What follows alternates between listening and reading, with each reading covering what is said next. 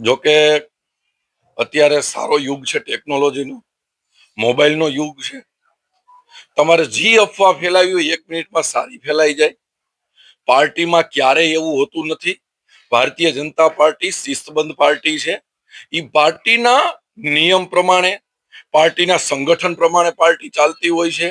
કોઈ ખોટી અફવા ફેલાવે આમ થવાનું છે, આમ નથી થવાનું, એનાથી ભારતીય જનતા પાર્ટીના કાર્યકર્તાઓ નારાજ ન થતા હોય, હતાશ ન થતા હોય.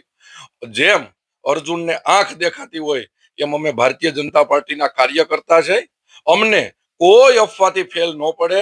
અમારું એક જ લક્ષ્ય હોય છે, ભારત મજબૂત થાય, રાષ્ટ્ર મજબૂત થાય, ભાજપ મજબૂત થાય. એટલે અફવા તો હાલતી જ હોય, હજી આવેલી હોય, ભવિષ્યમાં હાલશે, પણ અમે અમારા લક્ષ્ય ઉપર મજબૂત હોય છે.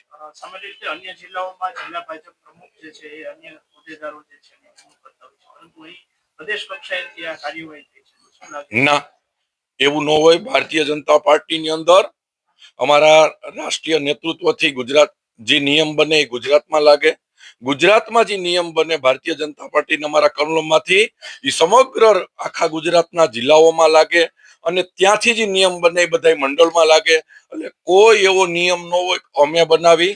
અમારા પ્રદેશ અધ્યક્ષ જગદીશ વિશ્વકર્માજી, અમારા સંગઠન મહામંત્રી રત્નાકરજી સમગ્ર ગુજરાતમાં જે રીતે વાત મૂકે એ રીતે અમે કાર્યકર્તાઓ નીચે પાલન કરતા હોય છે.